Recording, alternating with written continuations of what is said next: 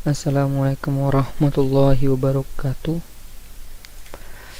Perkenalkan, nama saya Fadli Hadi Farel dari Prodi Mekatronika 3A Pagi dengan NIM 4211 90 10 11 dan mata kuliahnya yaitu penggerak elektrik,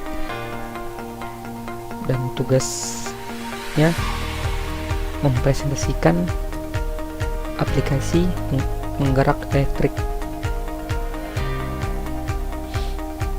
Saya mempunyai contoh pengaplikasian motor listrik pada kipas angin. Nah, motor listrik adalah alat yang berfungsi untuk mengubah energi listrik menjadi energi gerak. Alat ini termasuk alat listrik dinamis karena menghasilkan gerakan.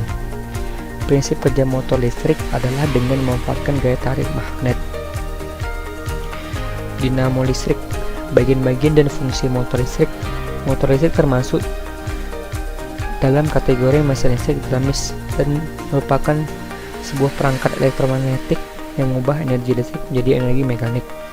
Energi mekanik ini bisa digunakan untuk memutar impeller, pompa, fan atau blower menggunakan kompresor, mengangkat bahan dan lain-lain. Di industri biasa digunakan juga pada perangkat listrik rumah tangga seperti mixer, bor, dan kipas angin, dan bisa juga seperti motor pada mesin cuci. Nah, saya akan menjelaskan bagian-bagian motor listrik yang ada di kipas angin. Nah, yang pertama ada stator, rotor, brushes, main shaft, bearing, drive pulley, motor housing. Nah, saya coba menjelaskan salah satu dulu.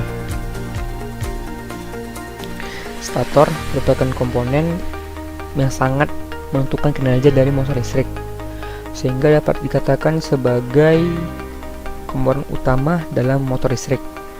Dan fungsi dari stator ialah untuk menghasilkan medan listrik di sekitar rotor.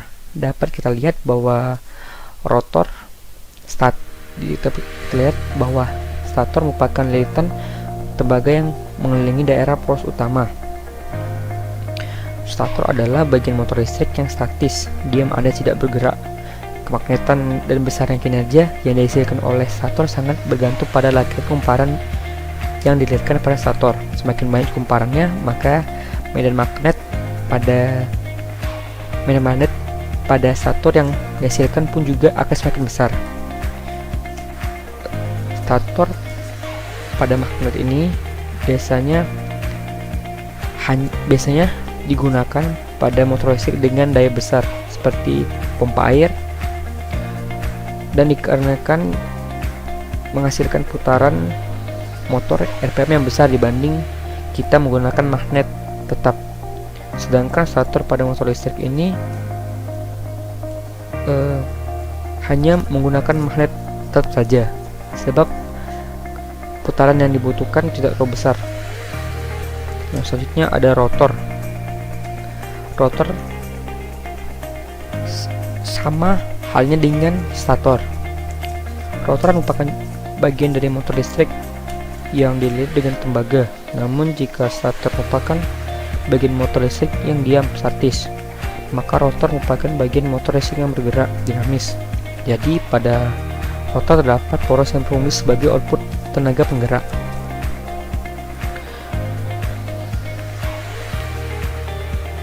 Nah, rotor adalah bagian dari motor listrik atau generator listrik yang berputar pada sumbu rotor. Perputaran rotor disebabkan karena adanya magnet dan lilitan kawat email pada rotor, sedangkan torsi dari perputaran rotor ditentukan oleh banyaknya lilitan kawat dan juga diameternya. Nah, setelah itu brushes. Fungsi brushes untuk menghubungkan arus dengan rotor utama yang diletakkan dari ujung utama akan menempel dengan sikat atau brushes.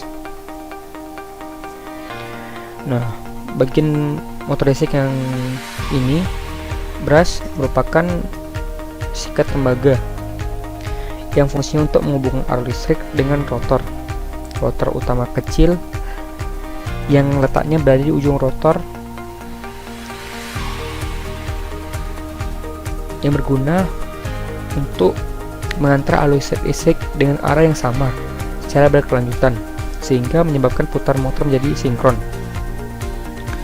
Nah, sebuah motor listrik biasanya akan dilengkapi dengan 2 buah siket yang akan menyuplai massa dari arus listrik pada rotor coil.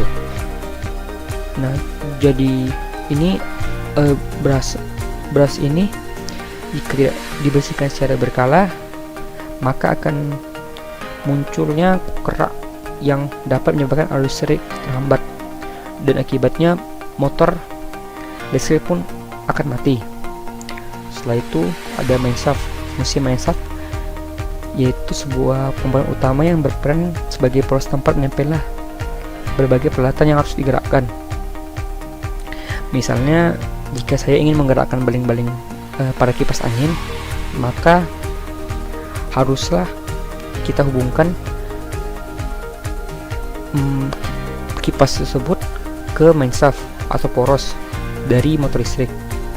Poros utama ini harus terbuat dari bahan yang kuat dan anti karat dan bisa konsisten dengan suhu yang panas atau dengan perputaran yang tinggi.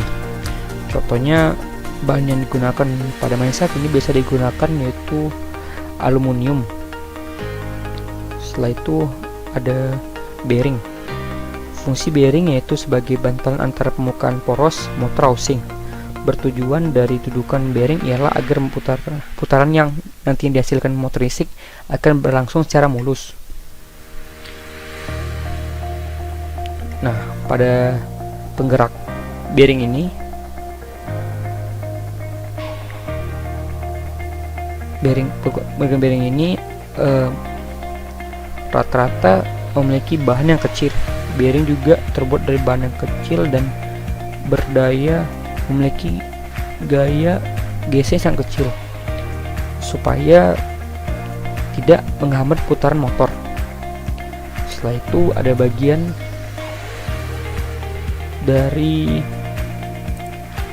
relay. Fungsinya yaitu untuk bisa mentransfer sebuah putaran motor untuk bisa menuju komponen yang lainnya. Komponen ini pada umumnya dibentuk sebagai gear atau pale supaya untuk dibongkar dengan sebuah komponen yang memang perlu untuk digerakkan dengan menggunakan motor. Nah, pada penggerak alat ini namanya drive pale, komponen yang fungsi untuk mentransfer putaran motor ke komponen lain. Nah, biasanya contohnya ini bisa juga digunakan seperti Tamiya. Nah, biasanya kita sering menemui itu pada Tamiya. Nah, kalau untuk kipas angin yaitu penggunaan komponennya yang fungsinya mentransfer putaran motor ke komponen lain, kipas angin.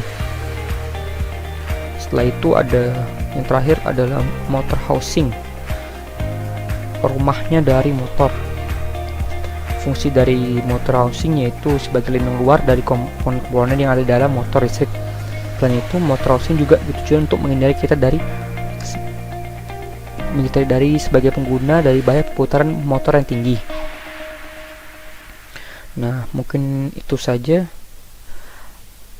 presentasi saya mengenai motor listrik di kipas angin. Nah, mungkin itu saja. Terima kasih. Wassalamualaikum warahmatullahi wabarakatuh. Sekian presentasi saya mengenai motor listrik dari kipas angin. Sekian, terima kasih. Mohon maaf jika saya ada kesalahan. Sampai jumpa.